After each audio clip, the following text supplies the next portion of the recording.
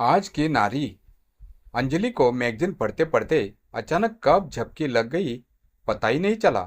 अचानक डोरबेल की आवाज से आंख खुली, दरवाजा खोला, देखा तो काम वाली मेहरी चंपा थी। अरे चंपा, तो आज इतनी जल्दी आ गई? हाँ दीदी, आज मेरी बेटी का जन्मदिन है ना, सारा काम जल्दी से निपटा कर बाजार भी जाना है, उसके लिए तोहफा लाना है, इसीलिए मैं आज जल्दी आ गई। ऐसा बोलकर चंपा काम में लग गई। आज उसके चेहरे की चमक बता रही थी कि वह कितनी खुश है। कितनी साल की हो गई तेरी बेटी? पूरे 5 साल की हो जाएगी।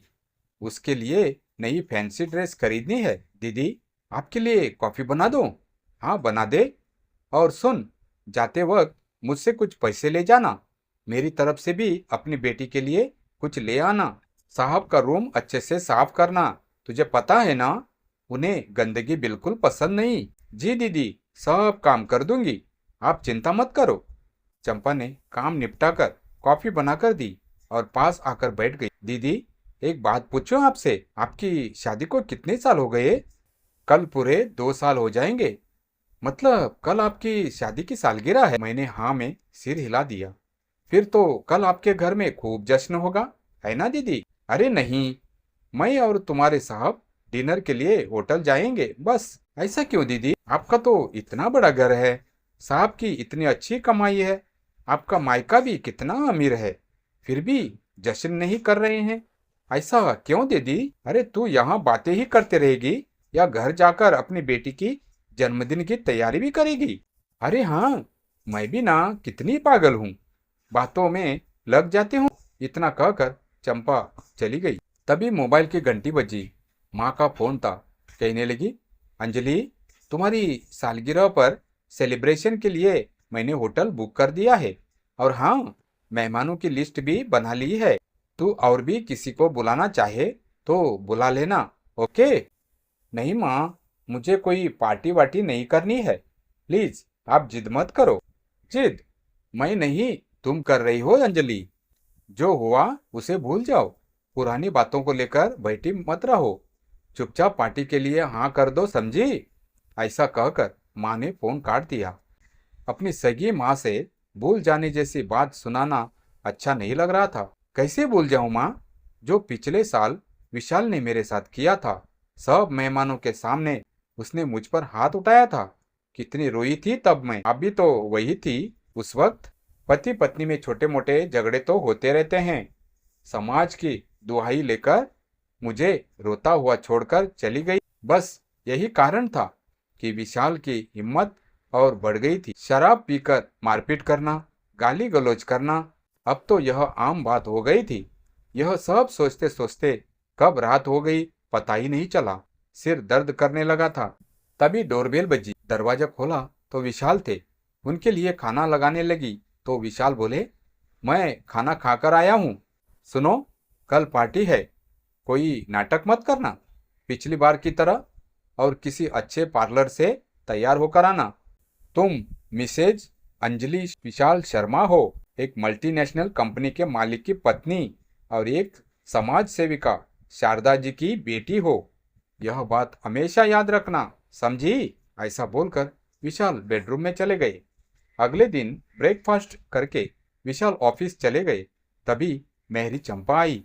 अरे चंपा, तुमको यह चोट कैसे लगी? कहीं गिर गई थी क्या तुम? उसकी आंखों में आंसू आ गए। दीदी, क्या बताऊं, कल रात मेरे मर्द ने शराब पीकर मुझ पर हाथ उठाया, बहुत मारा और सारे पैसे भी छीन लिए। क्या तुम्हारे पति ने भी हाथ उठाया? क्या तुम्हारे पति ने भी हाथ उठाया? जी, मतलब दीदी? कुछ नहीं, कुछ नहीं, फिर तुमने क्या किया? करना क्या था दीदी, अपना हिसाब साफ है। इज्जत के बदले इज्जत, प्यार के बदले प्यार, और मार के बदले मार। क्या तुमने अपने पति पर हाथ उठाया? ऐसे कैसे कर सकते हो तुम चंपा? अरे, क्या नहीं कर सकती?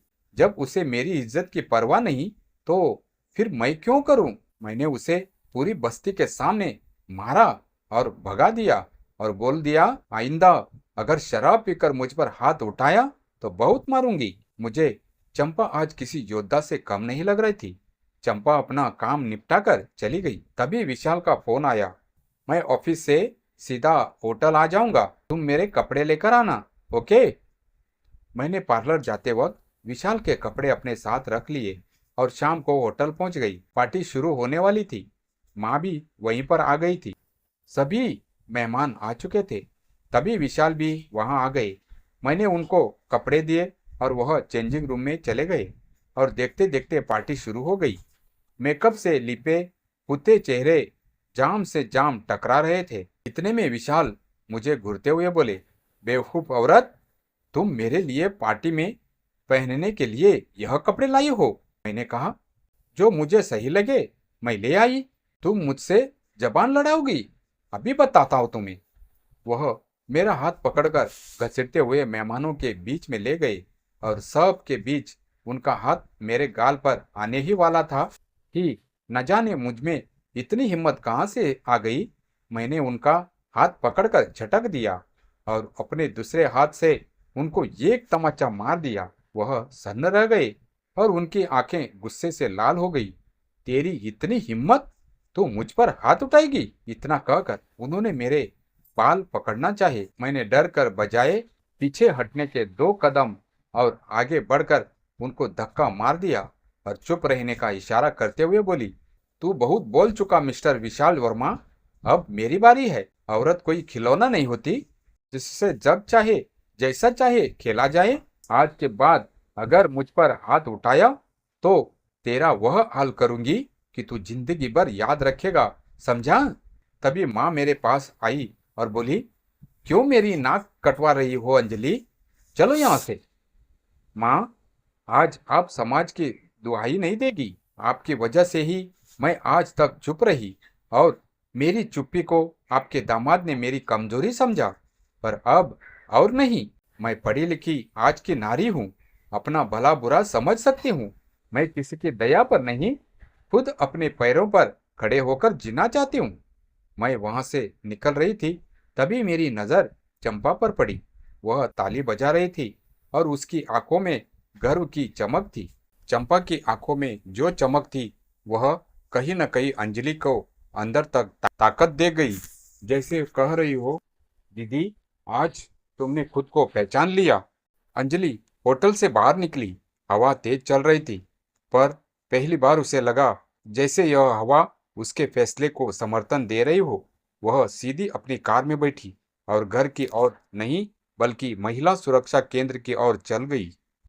रास्ते में उसके मोबाइल पर माँ के फोन की घंटी बजी, पर अंजलि ने फोन साइलेंट कर दिया।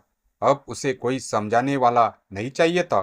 डेस्क पर बैठी अधिकारी ने पूछा, जी मैम, कैसे मदद कर सकते हैं? अंजलि ने बिना झिझक कहा, मुझे शिकायत दर्ज करवानी है, घरेलू हिंसा की। अधिकारी ने सिर हिलाया। मैम, आपके बयान की जरूरत है, हम तुरंत प्रक्रिया शुरू करते हैं। अंजलि अपनी हर चोट, हर अपमान, हर डर को शब्दों में उतार रही थी। हर शब्द के साथ उसका बोझ हल्का होता जा रहा था और उसकी रीढ़ सीधी मजबूत। रात के 11 बज चुके थे।